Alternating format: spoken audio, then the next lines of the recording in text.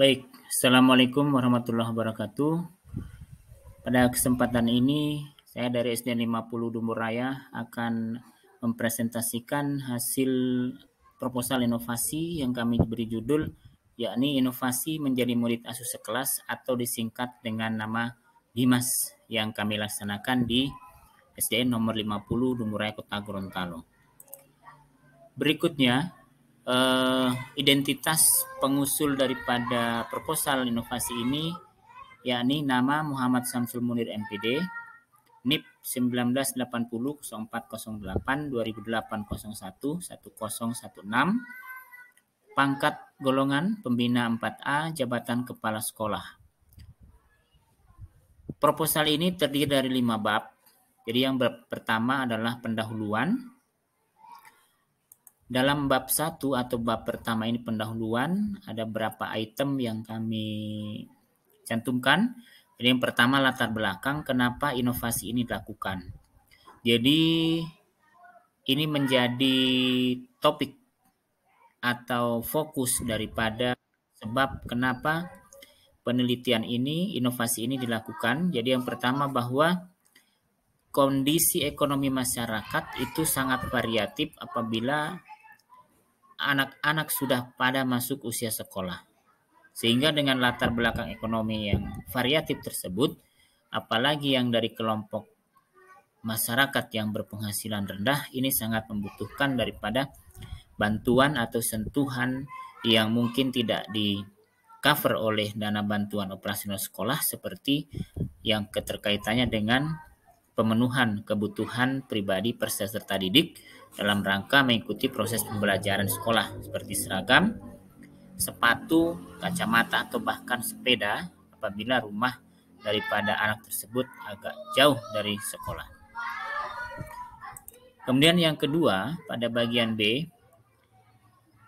apa keterkaitan inovasi ini dengan tema Lomba Inovasi Daerah 2023? Jadi sudah seperti disebutkan di latar belakang bahwa kondisi sosial ekonomi masyarakat sangat terpengaruh akibat terjadinya wabah COVID-19 selama 2 tahun berturut-turut, sehingga setelah anak-anak kembali lagi bersekolah secara tatap muka penuh, itu sebagian besar orang tua banyak yang belum siap dengan pengadaan seragam sekolah.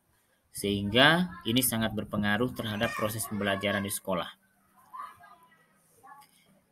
Berikutnya, tujuan daripada inovasi ini adalah untuk memberikan bantuan di kalangan murid dengan berbasis pada kelompok-kelompok paguyuban yang sudah dibentuk di masing-masing kelas secara transparan dan partisipatif.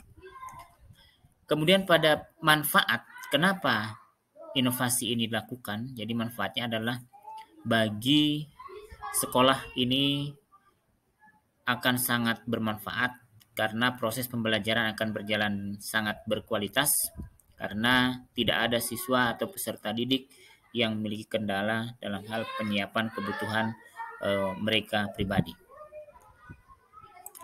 Pada bab 2, yaitu metodologi.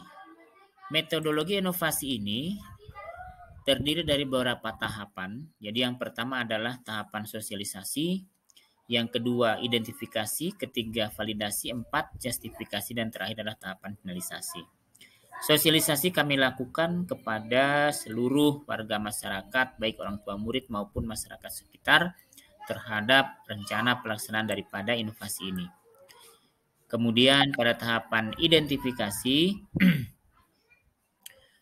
kami akan melakukan identifikasi terhadap calon-calon peserta didik yang akan diusulkan untuk memperoleh bantuan Dimas. Kemudian tahapan validasi adalah tahapan kunjungan ke rumah peserta didik untuk meyakinkan bahwa data yang diusulkan itu benar-benar valid. Kemudian tahapan justifikasi yaitu tahapan penentuan, di mana pada tahapan ini sangat menentukan setelah dilakukan verifikasi dan validasi, maka tim inovasi sekolah akan duduk bersama untuk melakukan justifikasi terhadap siapa bantuan tersebut akan diserahkan. Kemudian terakhir tahapan finalisasi, yaitu tahapan penyerahan. Kemudian yang berikut pada bab 3, ya. Pelaksanaan inovasi. Pada bab ini ada beberapa tahapan juga. Jadi yang pertama bahwa untuk tahapan inovasi di SD 50 itu telah disusun langkah serta standar prosedur atau SOP untuk tahapan-tahapan daripada pelaksanaan inovasi. Kemudian yang kedua, keterlibatan pemangku kepentingan. Jadi di dalam inovasi ini, pihak-pihak yang terlibat, pemangku kepentingan yang berisi dalamnya adalah kepala sekolah, guru, orang tua masyarakat, komite sekolah, kemudian paguyuban kelas, dan paling penting adalah siswa itu sendiri. Pada bab 4 ini, hasil inovasi.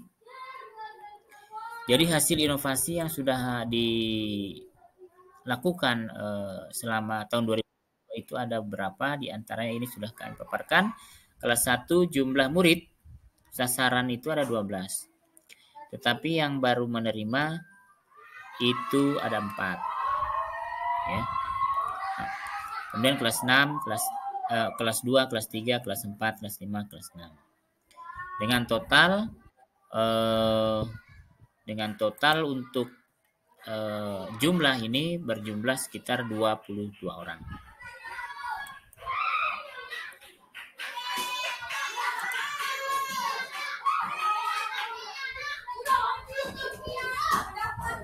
Kemudian replikasi. Jadi bahwa replikasi sepanjang implementasi inovasi gerakan Dimas ini belum ada pihak lain yang melakukan replikasi, tetapi secara terbuka bahwa untuk inovasi ini bisa dilakukan replikasi dengan melakukan modifikasi sesuai dengan kondisi masing-masing satuan pendidikan. Bab 5, penutup. Pada bab ini ada 2 komponen, yakni bahwa strategi keberlanjutan, bahwa untuk inovasi gerakan Dimas di SD 50 ini akan terus dilanjutkan karena jumlah sasaran belum sepenuhnya mendapat layanan bantuan inovasi gerakan Dimas. Berapa langkah yang akan tetap digenjot, yaitu dengan menggali dan memupuk rasa simpati dan empati dari seluruh warga sekolah agar tergugah hati nuraninya untuk bersama-sama membantu meringankan beban ekonomi murid lainnya. Kemudian untuk evaluasi, jadi inovasi ini senantiasa dilakukan evaluasi secara berkala, yaitu melalui forum-forum rapat tim inovasi secara tribulanan. Nah, berdasarkan evaluasi tersebut akan memberikan tindak lanjut terhadap kekurangan dan kelemahan selama implementasi inovasi gerakan Dimas. Kemudian pada bagian akhir kami lampirkan dokumentasi. Dokumentasi yang pertama, yakni dokumentasi sosialisasi inovasi ini pada akun YouTube. Ini sudah ada. Kita sudah sosialisasikan sudah 7-8 bulan kemarin melalui YouTube. Kemudian dokumentasi yang kedua ini adalah dokumentasi sosialisasi ke paguyuban kelas. Orang tua melalui rapat-rapat paguyuban kelas masing-masing. Kemudian yang berikut adalah dokumentasi. Ini adalah dokumentasi yang dilakukan dalam rangka untuk melakukan validasi untuk mengukur kebenaran data, keabsahan informasi yang diberikan, sehingga tim inovasi harus mengunjungi rumah calon penerima untuk melakukan validasi tersebut. Kemudian ini yang terakhir, yakni dokumentasi kegiatan penyerahan bantuan Dimas ini yang sudah diserahkan dari Ketua Paguyuban, serahkan ke Kepala Dinas dan kemudian dilanjutkan ke anak penerima bantuan tersebut. Saya kira demikian untuk presentasi proposal inovasi yang kami beri judul Inovasi Gerakan Dimas menjadi murid asuh sekelas di SD 50 Domboraya, Kota Gorontalo. Demikian. Billahi taufiq wal hidayah. Assalamualaikum warahmatullahi wabarakatuh.